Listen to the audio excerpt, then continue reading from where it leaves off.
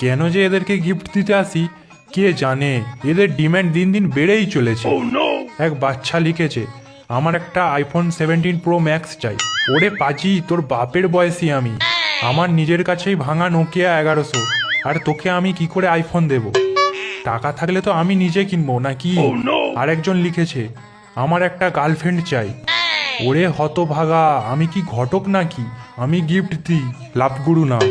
সবচেয়ে বড় শয়তানটা লিখেছে, শান্তা দাদু এক বস্তা টাকা চাই। কেন রে, আমি কি রিজার্ভ ব্যাংক খুলে বসেছি যে তোদের টাকা দেব?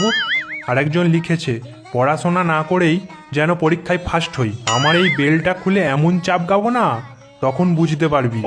যা গিয়ে পড়তে বস, না পড়লে কখনোই পরীক্ষায় পাস করতে পারবি না। ফার্স্ট হওয়া তো দূরের কথা, টুগলি করলে হয়তো পারবি, সেটা আলাদা ব্যাপার। পরের বছর আমি আর ইন্ডিয়াতে গিফট দিতে আসবো না। রাস্তার কুকুরগুলো চোর ভেবে আমাকে যা তাড়া করেছিল না, এক্ষুনি আমার প্রাণ বেরিয়ে গেছিল। তার ওপর তোদের গিফটের এক এক রকমের ডিম্যান্ড। চুপচাপ যা গিফটগুলো দিচ্ছি মুখ বুঝে নিয়ে নিবি। বেশি চ্যাটাং চ্যাটাং করলে কিচ্ছু দেব না, সব নিয়ে চলে যাব। আর হ্যাঁ, শুভ বড়দিন। পরের বছরে মোজাগুলো ভালো করে কেচে রাখবি। উফ বাবা, কি বিটকেল গন্ধ, বাপরে বাপ।